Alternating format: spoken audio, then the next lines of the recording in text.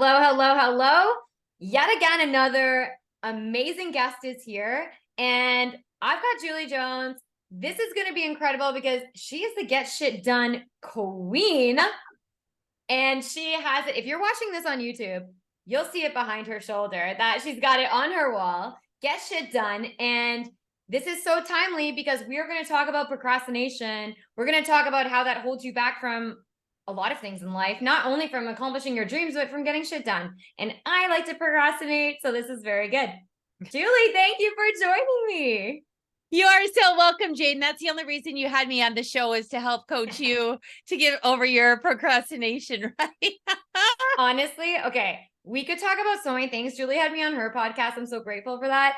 We could talk about so many things. And as I was thinking about this, I was like, I need some Julie energy right now. I need her to light a fire underneath me, even though I've heard maybe you're procrastinating a few things yourself. But this is really where I think we can add a lot of value for everyone listening. So let's do this. Julie, why don't you share with everyone here a little bit about you? Because you have such an amazing story. I am so grateful that we met through the Women Thrive Summit. So we're both speakers at the summit. I've been having a few speakers here. So everyone listening through the podcast has been hearing this. So let's hear a little bit about you. All right, awesome. Well, thank you again for having me on the show. And I just wanted to point out something you just said, that it sounds like I'm procrastinating a little bit. And listen, I'm here to tell everybody who is listening, watching in, it's not that any of us coaches have it 100% figured out, right? Like we are not running around. See, perfectly imperfect is my shirt that, I'm wearing today, because we're all on a journey together. And we all face things together. Sometimes some of us are just a little bit more ahead of the other one, right? Like that's what coaching looks like. So a little bit about my story is that I am a former police officer.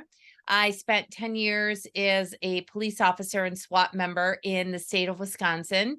22 years ago, I moved out here to Arizona, and that's where I've lived ever since. And I decided not to go back into law enforcement for a number of reasons. And that being that I'm really here to help and serve people. And as much as you think sometimes you can do it in law enforcement, you're not able to do it as much as you think you can, from the standpoint that now what I do is I am a keynote speaker. I'm a breakthrough coach and also a TV producer, podcast host myself, as you mentioned. And I am a 6-time best-selling author. Several of my books have gone international, including the one that you see right behind me, Stop Waiting, Start Living. That was my first book. That's the name of my television show as well. And it's my platform of choice because as a police officer, I saw how quickly life can change. Here today, gone tomorrow. Hardest thing I ever had to do was death notifications. As well as in my own life, personally, hard to believe it's coming up on 20 years that my mom passed away at the age of 59.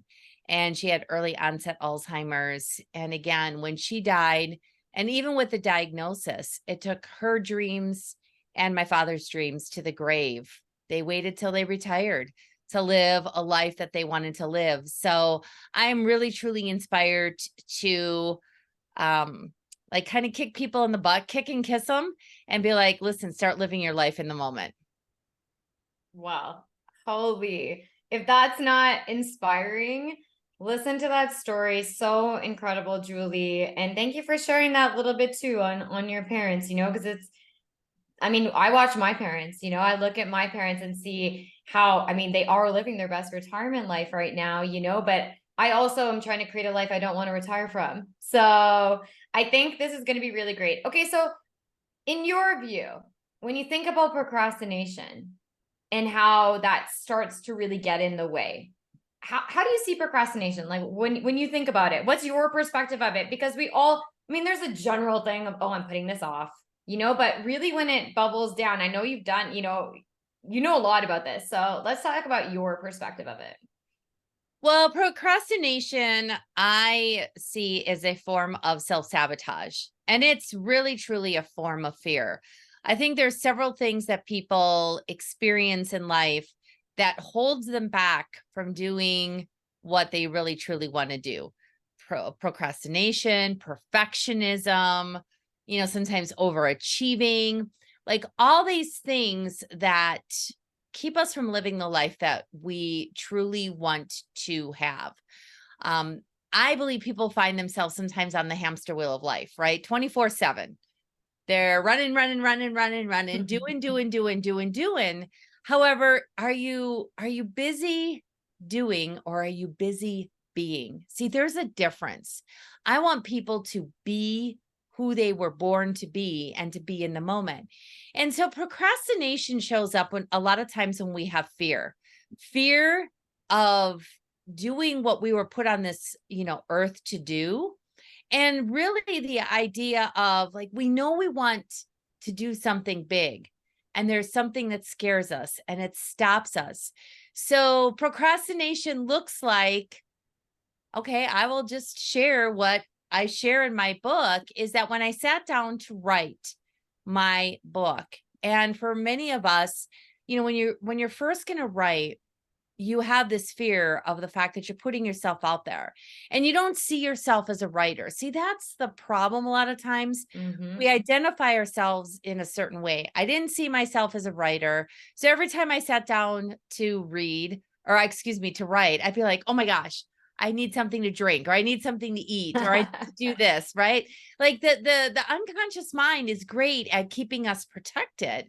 And so I would go to the refrigerator to grab something and I'd be like, oh my gosh, this refrigerator is the dirtiest refrigerator I've ever seen.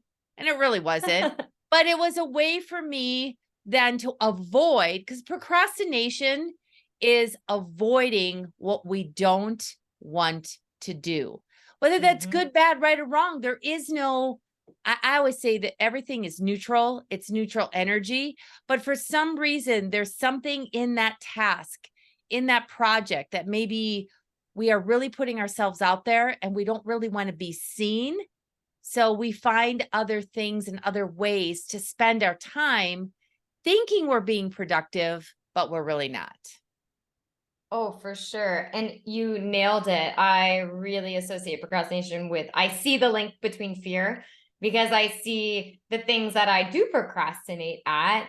For example, some deliverables that we were talking about for our summit that we have and the big talk. I mean, the talks, even just me saying big talk. It's like I've created in my mind. It is a big deal. Yes, for me, but really it's kind of that fear of stepping into this next level as this speaker that's going to be at this global summit, and like I have to have the best title and I have to have the best talk, and subconsciously I knew in my mind there was like fear lingering there for sure. So how would you say, and when you're working with your clients, how do we start getting past that fear? So we've got a fear, and I think it comes down to two, not wanting to be a beginner at something. We always put off the things that we don't think we're good at, usually. Not always, but sometimes. But how can we kind of get past that? How can we kick that fear away? I have a technique that I like to share with people because it's one of those things where it's all about taking action. As soon as you start taking action, there's a great book out there by Mel Robbins called The 5 Second Rule. I love it. Yeah, 5, 4, 3, 2, 1. 5, 4, 3, 2, 1. And like you just take action because it's really truly the case. When a thought comes to you, like let's talk about the fact that the title of the talk, for this deliverable that both of us need to deliver on, right? Now, both of us have a form of different procrastination. Mine has been around time because I have been so incredibly, what I say is busy. Now, if I really had made it a priority, it just wasn't enough of a priority for me. And that's where we procrastinate, is that I hadn't made it enough of a priority to get it there, and to get it delivered.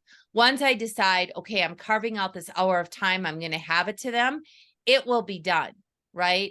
Now, in your case, it's like you talked about, it's the fear of, oh my gosh, it's the big talk. It's the big time that I'm going to be seen. Like all these people are going to be coming, and that gets you like running down the rabbit hole, right? Because you start to go to a place of, oh my gosh, like, is this something that I really want to do? I know I said yes, but if I do these little things, then maybe they'll kick me out. right? Like there is a way that like we can do Mm. these things to sabotage ourselves and say, oh my gosh, like if I don't deliver, then maybe that'll be the point where they either kick me out or they just lay the line in the sand and say, you've got to have this in, or we are not able to work with you at this moment. And then we know as human beings, because somebody's asking us to deliver something, we'll have it in. But what I use for most times is I have this handy dandy timer. It's actually a branded timer because I talk about this so much that I hand these out to people. And it's a kitchen timer. And the reason I use a kitchen timer rather than a cell phone is that a cell phone is a built-in distraction. So let me tell you how this technique works. You set aside 15 minutes. I like to say first thing in the morning, right? Rather than like sometime during the day. But if you've ever read the book by Brian Tracy, Eat the Frog, I always say Oh, eat the fat frog, right? my mom gave me that book when I was like 17 or something. Literally gave me that for Christmas. And it's so funny that I'm all about like habits and all these things now. So, yes. Yes. So you want to do your hardest thing or your top priority first. So let's say it's because for both of us, and it just happens to be a timely topic, we need to get this title and kind of like talking points to the organizers of the platform that we're speaking on, right? Well, if I decide, okay, like this morning, I set the timer for 15 minutes rather than blocking off an hour or 2 hours or 3 hours, because what ends up happening is just built in distractions, challenges, emergencies. Everybody needs something from you so that when you set aside 2 or 3 hours, day after day, week after week, you never get to it. But if you say, okay, I'm setting my timer for 15 minutes, you eliminate all distractions, which includes the darn computer that bings and dings and whatever else it does at us. Our phones, which do exactly the same thing, because every time a text comes in, we're like Pavlov's dogs. We're like, ooh, what's that? Ooh, what's Mhm. that? Right. And it takes you a good 5 to 10 minutes to refocus back in on what you were doing. So all Mhm. distractions eliminated. You set the timer for 15 minutes. You put your head down and you work. And you just work for those 15 minutes until the timer goes off. When the timer goes off, the most important thing you do is you stand up and you celebrate. Woo! I love You it. celebrate that you showed up and you took action for yourself. You don't quantify or qualify what got done. If all you were able to come up with was your talk title, that's good because you showed up and you stayed committed to what you said you were going to do. If then the time is still there and you feel like you want to do another 15 minutes, then go ahead and do it. But I'm here to tell you, Jane, even if you don't, and if you stay consistent with this and you do this 7 days a week or even 6 days a week, because there's some people who don't work on Sundays, and I respect that. So let's say 6 days, right? You stay consistent. That's an hour and 30 minutes of time that you've spent on that thing that maybe you've been avoiding rather than blocking off an hour and 30 minutes every day and never getting to it. Oh, that's such a good example and such a good tip for listeners to take away because it's all about like little tiny steps, taking that action. And I love the idea of setting a 15-minute timer. A 15-minute interval is just enough time to maybe feel comfortable from not looking at your phone if we look at it for a long time to stay focused. And what I ended up doing yesterday is I was like, okay, I need to focus. So I had a couple things I needed to get done. I launch a podcast every Monday. So I'm like, I need to make sure my posts and everything, have collaborations with it, get it done. And that's fun for me. It's my podcast. I love it. I'm creative. I was like in Canva. That got my ball rolling. After I did that, I felt so good that I got ahead of it that I was like, I'm going to do the title. Like, I'm going to do it. And I went on and I, worked my magic and came up with all these titles. And so you're exactly right. It kind of starts to build some momentum. And you can see anyone listening, this can be applied to anything you're procrastinating. You're Well, it certainly procrastinating, like, can. Working right? out, like whatever Exactly. it is that is holding you back, because it's the action of getting started. There's another great book out there by James Clear called Atomic Habits. I And gave it out in my program. We're yes, like literally book twins here. it's like, he talks about that, like, like the whole working out thing. It's like, even if you just drive to the gym, you don't go in, but you drive to it, eventually you're going to get tired of just driving there and say, okay, I might as well walk in and do something, right? But how 15 minutes is doable for anyone. See, a lot of us will do, sometimes it won't always work like it did for you yesterday, right?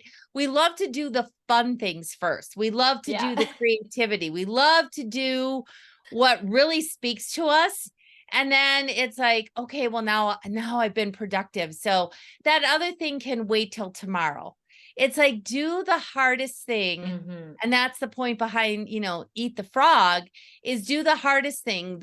And the thing that's probably going to bring you the most value that day. And by value, I mean, like, if you have that client that to have a conversation with, that's going to bring you in your income or whatever it is, stop avoiding it and just do it. It's really less painful than you think it is. Our minds, I call it stinking thinking, our minds play with us. They create all these scenarios that are never true, and then you go ahead and you just do it. And then you're amazed at, like, wow, that wasn't so bad. Now, what else can I do? What else can I do? Just like you experienced yesterday. No, and that's a really good point, because typically when I make my to-do list of 6 things a day, the most important things at the top, like the most important, whether it doesn't matter how hard, as much I don't want to do it, it's at the top, because I know that if I'm going to get anything done in the day, that's the most important. And I think too, it's like, it's to be kind to ourselves and throughout this whole process, but really, I mean, we're in charge of our own lives. So if we just keep putting things off, well, then we're delaying our dreams. So let's talk about that connection. I mean, it's pretty obvious. You're procrastinating, you're not taking action, but let's talk about how that really can have an impact on listeners really pursuing their dreams or creating the life that they want. Well, the big thing that I see lately these days is that whenever you ask anybody how they are, they're woo busy, right? Like, Oh, everybody's I busy. hate that word. Hey, how are you? I'm woo busy. I put in the woo, right? Because I'm attempting to accentuate the fact that, yes, okay, let's just all as a society acknowledge we're all busy, right? But it's like, are you busy being busy, or are you busy being productive and living your life? See, again, it's forms of self-sabotage. Like, we can all be, telling people, oh my gosh, I had to do this and I did this and I did this and I did this. But in the grand scheme of things, is that creating the life that you really truly love? Right? Like, I have, sometimes, like, simple questions. Like, I ask myself, like, if I'm about to do an activity, is this taking me towards a life of fun, or is it taking me away from a life of fun? Right? Like I'm the fun queen, right? Like, I don't have my googly eye glasses like handy, because I just got back from traveling, because I took them along, right? But here's my googly eyed bomb, right? Like, and this just, it sits on my desk to remind me. I got it as an award. I got it for being like the top fundraiser for an event that I was doing, that I raised the most money for women in poverty. And then I added the googly eyed glasses, the googly eyes, right? Because they makes me smile and it makes me laugh. And I'm known for the googly eyes. And I talk about that all the time. See, incorporating fun does not mean you're any less professional. I'm going to tell you a story right now, is that I spoke at an event a few weeks ago, and in the presentation, I talked about the fact that for Thanksgiving, I will wear a turkey costume everywhere I go. I will wear a turkey costume, right? I have costumes for every holiday. For the month of December, I wear a different version of an elf costume every single day. It doesn't matter where I'm going. It doesn't matter what I'm doing. I wear an elf costume. And so when I go to, I was speaking about at this event that I spoke at, this turkey costume. So from that speaking engagement, another group hired me. They want me to come and speak about gratitude on November 9th. And so they were talking and they said something. I'm like, would you like me to wear my turkey costume for the presentation? They're like, you would do that? I said, of course I would, right? And they're like, yes. Okay, now these are professional real estate people who are having a gratitude event. They want me to speak and they want me to speak in a turkey costume. Like, does that make me any less professional or dampen my message in any way, shape, or form? Absolutely not. See, people will be in that moment realize that they're not having enough fun in their life and that you can incorporate fun no matter what it is that you are doing. Now, let's not like step overboard and be doing fun all the time and Yeah. not doing what, sometimes, we get to do, right? Because there's a lot of things that, like you talked about, that to-do list, right? And that to-do list, and I'm happy to hear that you only have 6 things on it, right? Because some people make these yay long lists that are Oh yeah. self-sabotaging in themselves, or they add to the list just so that they can check off. And that's the one thing that work that list from the top down, right? Because you said you put the most important thing number 1. Because what'll happen is that the human brain goes to a place of, well, what's easiest? And Mhm. and like maybe you'd rather have 5 things checked off, but they're number 2 through 6 rather than checking off number 1. So it's like, even if you just had 5 different sticky notes, Jane, and you only put them out one at a time, and number 1 was the Exactly. most Yeah. important. And then you look at it and you're like looking at it, and then you pull it down. Okay, crumple it up. It's done. What's next? Because otherwise you'll look at that list and the human brain's tendency is to go to what's easiest. Oh, 100%. And I love that you reiterated that on the to-do list. I speak a lot about this because I learned it from my coach because I'm a project manager by trade. So I just always had these long lists, list for this, list for that, all these things. And I'd have pages like in my job all the time of lists. And then I learned from my previous life coach I was working with. She said she had learned about, like, we call it BMW, be my word. It's staying committed to yourself, and you make a list of no more than 6 things. But the important thing about making that list is not only is the highest priority at the top, you have to factor in the reality of your schedule and day. You have to factor in the reality of your energy. You were saying you were just traveling. You got home late last night. If you had made a list of 6 things to do today filled with, like, do your title, give the description, blah, blah, blah. Like, it's probably unrealistic, right? Of course, there's hard deadlines that we need to meet, but we truly need to set yourself up for success. So it factors in. I mean, as I coach my clients on this, it factors in your energy too. Like, thinking about how much energy do you have to put towards that. And what's amazing is, like, half my clients are like, oh, like meetings, those go on the list. And I'm like, yeah, it takes your time. Of course, a meeting goes on the list. It's like something you have to do. And they're like, oh, I never really thought of that, like a to-do item. I'm like, okay, this is why you're not getting through your list. But it's important, and I like to, earlier you touched on about being versus doing. And I was listening to an audio book in the last month, and they talk about human being versus human doing. And we should be, human beings, but we're human doers. And we're always just focusing on doing and doing and doing more. But yeah, so much great things here, Julie. Well, I got to tell you, they must have stolen that from me, because I'm telling you, I have said that for a long time about the human beings versus human doings. And like, really, there's sometimes there's not any unique concepts out there, but it's like, who's going to hear it from who, and who is it going to resonate with, right? And Mhm. most people, and I just did a training on this, most people believe that if they do something, like, they do the work, they have the money, they're going to be happy. And it's really the other way around. Like, you have to focus on being happy, and then the doing and the having will come. But that's such a different concept for a lot of people that are out there that maybe haven't done anything around mindset, or haven't worked with a coach, or, don't subscribe to, the positivity that you and I subscribe to.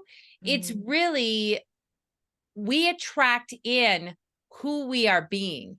And that's why one of the things that I've started working with my clients is rather than goals, simply goals, because goals can feel like task energy. It's like, who are you being, to create an avatar for yourself, to create an avatar to put out there, because when you are living your avatar, you are attracting in what it is you want to attract. Preach. I love that because it's exactly right. And I love that not everyone listening subscribes to, our view and perspective. I mean, maybe after listening to this, they're going to, because they're like, yeah, okay, they know what's up. But it's so true. And I see more and more and more how, like, I've been following energy and frequencies for years now, but I see more and more when I'm not getting what I want versus when I am, and how my energy is and how I'm feeling. Exactly. Who do you need to be? And we're always saying this. So just put out, when this goes live, this previous episode is episode 10 that went out on self-image, and it's all about like, who are you being? So just looping back again to the fun component. I love that you said, when you're doing a task, is it, am I moving towards the fun or away from the fun? And this, I'm a very firm believer in this, because I feel that the things, like the life I want to live, is full of like ease, joy, and fun, and I want to be doing that. So how would one start to, people might be listening and being like, okay, I've got this shit to do and that ain't fun. Like, I don't understand how that's fun. How can I make it more fun? So how would you say people can kind of bring that joy and bring that fun back into this procrastination topic? There are so many things that I do and that we can do that are very simple, right? So like I look around my office right now and I have a bunch of different little like tchotchke items. I'm just going to step away here a second. See me. Like these are things that are around my desk. Okay. Now, do you remember Pac-Man? Okay. So Yeah. Pac-Man, the arcade game, and this is an actually working arcade game that's on a keychain. I have that here. And then I love Mr. Potato Head, right? Mr. Potato Head.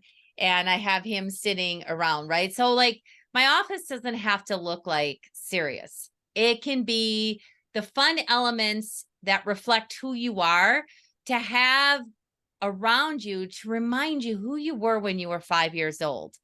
And sometimes, yes, okay, there are things that we are doing, right? But like, let's say you drive by and you used to love to swing. You used to love to swing, and you drive by a park and there's a set of swings. Stop. Take the time to go and swing, or to go down the slide, or do what you loved to do when you were a kid. I don't have children, and my bathroom in my home is decorated with minions. It's a minion shower curtain. It's got minions all over the place, right? People like, they walk in and it makes them smile. See, surround yourself with the things that make you smile. And I do have some other ones here. So I don't have my googly eyes, but like I have glasses all around, right? Like here's Those my are pineapple glasses, glasses. right? So like I have things around that in a given moment, if I am not feeling it, what can I do to change my state? See, you changing your state is just a decision. Like you can decide to be a downer, to be negative Nelly, to be whatever all the terms are out there, or you make a choice. See, I talk about this all the time. Like my life is not sunshine, rainbows, and unicorns. However, like if I walk out to my car right now and found that I had a flat tire, like it's a decision for me to make. Is it a bad moment, a bad day, or maybe it's not bad at all? Like in my opinion, it's not bad at all, because I'm like, okay, well, I have resources. I'll get that tire fixed. And maybe it prevented me from going down the road where I could have gotten into an accident, right? Like that's how sometimes I look at things. And I know that that is a shift for people who are listening and watching, that it's not always like that. But again, it's in your control. It's you decide how you're going to look at your days. Like, I mean, I even have my mug here full of like stickers, right? I mean, people are getting back into stickers. Like people love these little things. Like what lights you up? What brings you fun? And then have it around you. Surround yourself with it. I've got all kinds of fun things on, I'm looking at it behind you. I'm like, This is amazing. Like And my like, back bookcase. And does that make me any less professional or less like what I know what no, I'm talking about? Absolutely not. It's a reflection of who I am. But, I have had some great conversations, especially on Zoom, when like somebody's got their background and I see something. And I remember having a conversation with a guy and I go, is that a Kiss doll? And I'll like the band Kiss, right? I'm like, is that a Kiss doll? He's like, oh my God, yes. And he got so excited to talk about it. And it totally shifted. Like we were brand new to each other. We didn't know we had been introduced by somebody else. We're just going to have a get to know you conversation. In that moment, everything shifted because I noticed his Kiss doll in the background, right? It's those kinds of things that when people love to talk about the things that inspire them, it just shifts your direction of where you're headed and what you're doing. that's, it's such an amazing, it's a reminder for me, and it's such an amazing thing for everyone listening to maybe be reminded of or to learn from. Finding this fun and joy. I do the same thing with my clients. I'll say, what did you do as a kid? What did you love to do? I love to be outside. No wonder I love being outside. I was outside all day long. I love to rollerblade. There's things that I do. And when I like even just see a pair of rollerblades, if I see someone rollerblading now, I'm like, how cool is that? Like, I'm like, you're still rollerblading. I did this when I was a teenager, and just like you said, if you love to swing, do it. If you love to dance, whatever, draw. It's like, these are the easiest things and easiest way to spark a little bit of joy, bring some nostalgia back, makes you feel good. And that's the whole point. We want to be feeling good. So much things here, Julie. This, like, so many tips, so much great insight for our audience. I'd love for you, if you want to share one final takeaway with everyone, and then also how we can find you. Where do you show up? So my final takeaway is this, because so many times people maybe hear this podcast or they see you and I doing different things, right? And they think to themselves, oh, I could never do that. I could never be on stages. I could never be on podcasts. I could never, I could never, I could never, I could never. But here's what I'm here to tell you. You have a purpose on this earth. Like everybody was put on this earth for a purpose and a passion. And I truly believe that you have a message to share that can only be heard from you. My message is stop waiting, start living, and I incorporate the fun. And Jane has a different message. And if Jane tried to talk about my message, sure, she could do a great job with it, but it may not resonate with people as much because it's my message to share. And so no matter what your message is, like I encourage you to start speaking out. Like you matter, your voice matters, and your message needs to be heard. So even if you're just impacting and influencing those around you, it's a ripple effect.